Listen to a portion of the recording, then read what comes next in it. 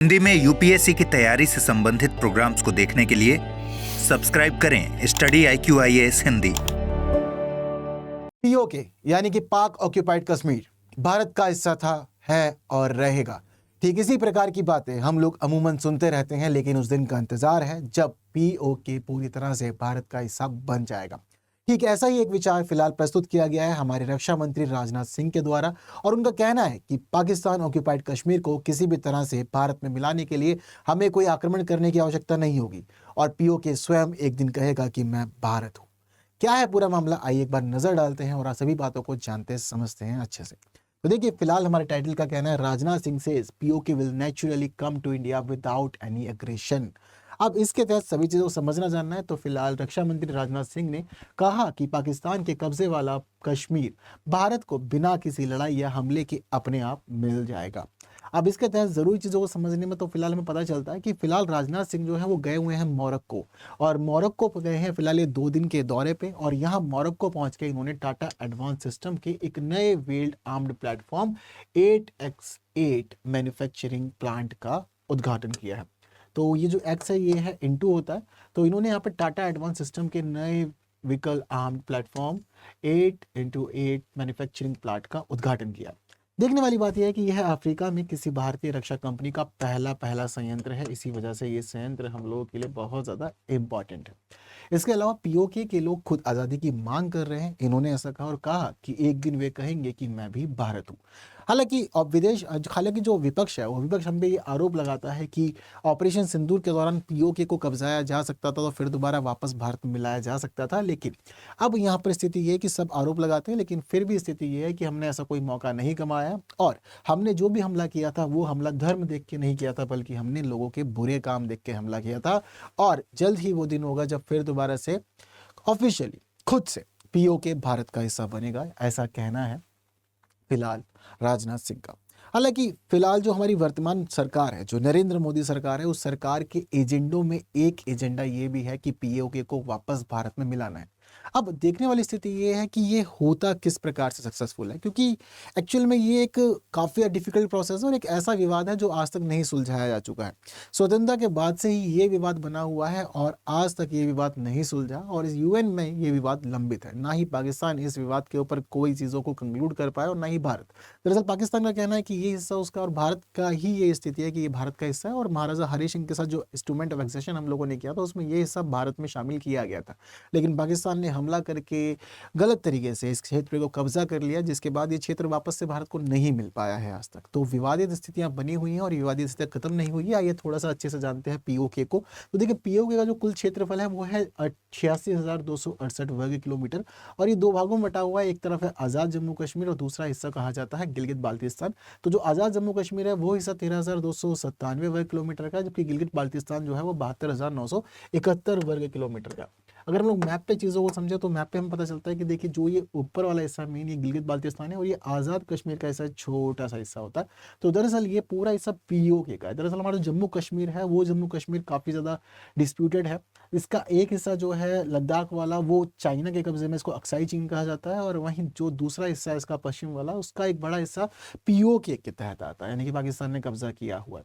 तो ये स्थिति है, इस वजह से हमारे पास जो हिस्सा बचता है जम्मू कश्मीर का वो काफ़ी ज़्यादा छोटा बच जाता है, बट फिर भी उम्मीद है कि एक दिन स्थिति बदलेगी और ये पूरे हिस्सा जो है वो हमारे भारत का ही होगा। जल्द ही सभी चीज़ सुलझा ली जाएंगी। तो फिलहाल जो यहाँ पर मैनेजमेंट होता है वो आज़ाद जम्मू कश्मीर की राजधानी है मुजफ्फराबाद और गिलगित बाल्टिस्तान की राजधानी है गिलगित।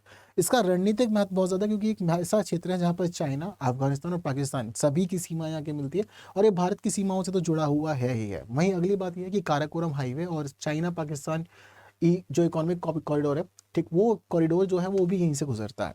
तो इसी वजह से पूरा का पूरा जो मामला है काफ़ी रणनीतिक रूप से महत्वपूर्ण है, साथ ही राजनीतिक रूप से भी ये क्षेत्र काफ़ी ज़्यादा विशेष हो जाता है अपने आप में। राजनीतिक रूप से इस वजह से विशेष है क्योंकि आज़ाद जम्मू कश्मीर को अपना खुद का अलग संविधान बनाने का अधिकार दिया गया और वो अपने संविधान के अकॉर्डिंग सभी चीज़ों को चलाता है, लेकिन असली नियंत्रण उसका पाकिस्तान में है। बट पाकिस्तान ये दिखाता है कि ये आज़ाद जम्मू कश्मीर है और सभी चीज़ें खुद से मैनेज करता है, बट पाकिस्तान का पॉलिटिकली और बाकी सभी मामलों में इंटरफेरेंस रहता ही रहता है। दूसरी खास बात गिलगित बाल्टिस्तान की करें तो ये 2009 से पाकिस्तान का एक प्रोविंस जैसा दर्जा इसको दिया गया है, लेकिन ये इसका कोई आधिकारिक प्रांत नहीं है। तो बट अब तक इसको ऐसा कोई खास स्टेटस अलग से मिला नहीं है, बट कहा जा रहा है कि ठीक है हाँ ये इसके लिए कि प्रोविंस जैसा दर्जा के रूप में मैनेज हो रहा है। बट चीज़ें जो हैं वो अभी भी अटकी हुई हैं और बहुत ज़्यादा छूट पाकिस्तान इनको नहीं देता।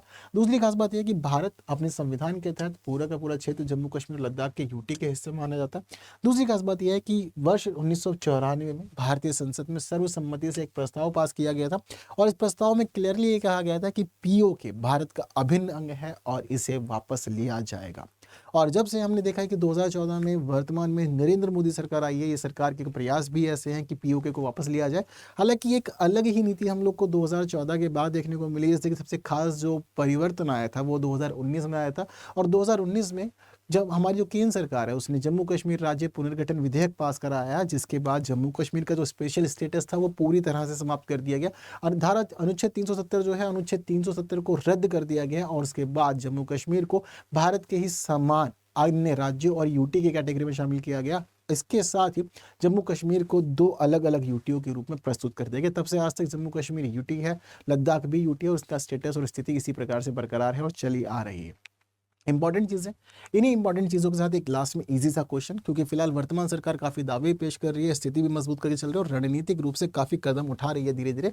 बाकी देखते कब तक ये सफल हो पाता है, लेकिन तब तक आप लोग मुझे एक इजी से क्वेश्चन का आंसर कमेंट करेंगे। केवल बात इतनी नहीं, अगर आपको द हिंदू का अच्छा सेशन चाहिए हिंदी में तो सुबह जुड़िए 9 बजे हमारे साथ, जहाँ न्यूज़ एनालिसिस का एडिटोरियल डिस्कशन भी हम लोग करते हैं। और इसके साथ ही स्टडी IQ आप लोग के लास्ट बैच पे दे रहा है 2026 के लिए नवरात्रि स्पेशल सेल, और ये जो स्पेशल सेल है ये स्पेशल सेल है केवल और केवल 24 सितंबर तक के लिए। 24 सितंबर तक के लिए सेल अवेलेबल है, जहाँ आप KL लाइव कोड यूज़ करते हैं और KL लाइव कोड यूज़ करके आपको मिलने वाला है बहुत ही अच्छा बेनिफिट यहाँ पे।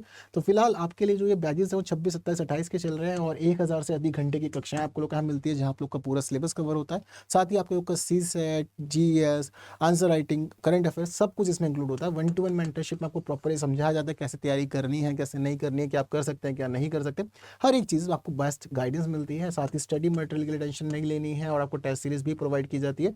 स्टडी मटेरियल कंप्लीट आपको मिल जाता है और साथ ही 11,000 का कैश प्राइस मिलता है अगर आप टॉप टेस्ट परफॉर्मर बनते हैं और आपकी पूरी फीस रिफंड हो जाती है अगर आपने प्रीलिम्स क्लियर किया है तो बिल्कुल एनरोल कीजिए आज ही। फीस का डिस्काउंट बहुत ज़्यादा है और 7,499 से प्राइस स्टार्टिंग है, तो बहुत कम है, चीज़ आप लोग के लिए बहुत अच्छी है। 24 सितंबर फिलहाल लास्ट डेट है और आप जुड़ सकते हैं मेरे साथ टेलीग्राम, इंस्टाग्राम, फेसबुक और सभी प्लेटफॉर्म पर। साथ ही QR कोड स्कैन करके पहुंच जाइएगा टेलीग्राम चैनल पे, जहाँ आपको फाइल मिलती है और डिस्कशन भी हमारा यहीं होता है। बाकी की बातें इसी प्रकार चलती रहेंगी। फिलहाल आप वीडियो को शेयर कीजिए बाकी लोगों के साथ, जिन्होंने अब तक उसको लाइक नहीं किया, लाइक के बिना कोई नहीं जाएगा। बाकी की बातें करेंगे नई क्लासेस में कुछ नए विषयों के साथ, तब तक के लिए दीजिए मुझे विदा। थैंक यू सो मच, जय हिंद। स्टडी IQ IAS, आपका सिलेक्शन हमारा मिशन।